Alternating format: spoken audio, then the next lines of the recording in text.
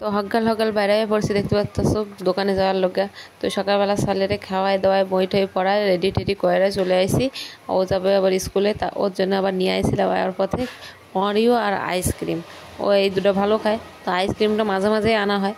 তো তারপরে আজকে রান্না হইতেছিল ইলিশ ভাপা। ইলিশ ভাপা বানাইবো, আবার শাওরি কইতেছে একটু বাবা মার জন্য দিয়ে আইতে।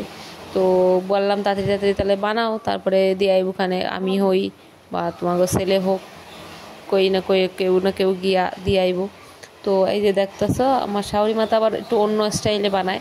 এটা হচ্ছে আদা জিরে বাটা দিয়া ইলিশ মাছের ভাপা হইব, যেটা দিব টিফিন বাটির মধ্যে জলের মধ্যে দিয়ে ভাপাইব।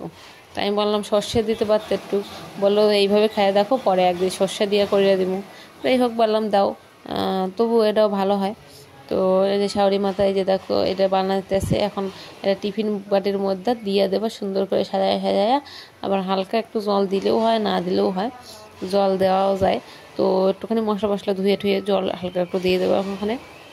আমি বললাম দুটো কাঁচা লঙ্কা চিরা দাও, কাঁচা লঙ্কার গন্ধটা গ্রানটা ভালো আসে। আর আমার বাবা মা আবার একটু ঝালটা বেশি খায়, ওনাকে আবার ঝাল মশলাপাতি একটু ভালো না হলে ওনার আবার খায় না। আমরা যেমন শাক পাতা ঝাল টাল খাই, আমাকে বাড়ি আবার ওইসব খাওয়া দাওয়া করে না। আর কি খাওয়া দাওয়াটা আবার কি যে যেরকম খেয়ে আসে, তো আমাদেরও ওরকম খাওয়া অভ্যাস, আমরা ওইভাবেই খাই।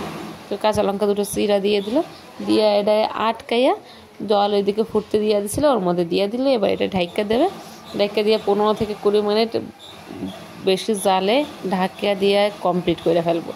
আর এইদিকে আজকে আবার রান্না হয়েছে চিংড়ি মাছ দিয়ে, এই যে একটা শাকটার নাম আমি ভুলে গেছি। যাই হোক শাক দিয়ে এই যে শাপলা দিয়ে চিংড়ি মাছ দেওয়া, আর এটা একটা পেঁপে আলু দেওয়া নিরামিষ, এটা রাতের জন্যে। ঠিক আছে, এই ছিল আজকের মেনু। তো খাইয়া দেয়া ঘুম টুম দেয়া এই যে সন্ধ্যাবেলা আবার খাওয়ার পর্ব নিয়ে চলে আইসি। ওই যে চা আসলো, আর এই যে ঘটি গরম চানাচুর পাত্তা মাসের দোকান থেকে নিয়ে আইসি, আর দিয়ে দিছি একটুখানি লেবু, আর হচ্ছে পেঁয়াজ আর লঙ্কা। যেহেতু আমাদের কাছে আমড়া বা কিছু ছিল না, আমড়া থাকলে ভালো হয়, লেবু দিলে আবার নরম হয়ে যায় তাড়াতাড়ি। তো যাই হোক আমরা সঙ্গে সঙ্গে খাবো বললে আমরা নিয়ে আইসি। এই দেখতে পাচ্ছ আমি মাখাইতেছি, আমার এইসব ডিউটি আর কি। বাড়ির বউরা হলে যা হয় এইসব মাখামুখি এইসব ডিউটিগুলো আমার পরে। আমার শাশুড়ি রান্না বান্না খাওয়া দাওয়া দেওয়া দাওয়াটা এখনও দেয় নাই, ওটা আমার শাশুড়ি করে থাকে।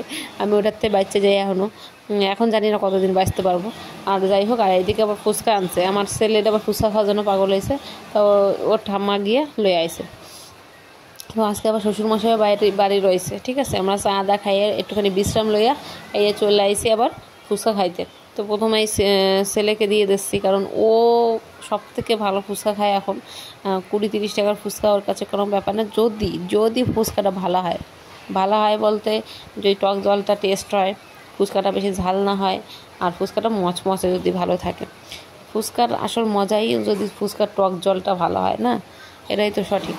তো ওরাই বলতাছি তুই আগে বানাই দিতেছি, আগে তুই খা। তো ভিজায় ধরে রাখছে, আমি কইতাছি বকতাছি যে ওটা ভিজে যাইব।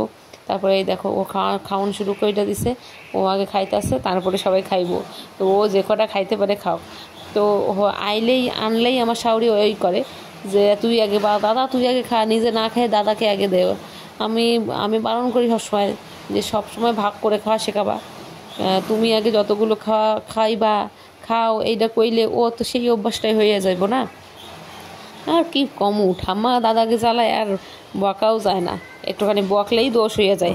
তো চলো আজকের ব্লগটা এনে শেষ করে দিই, ভালো থাকো।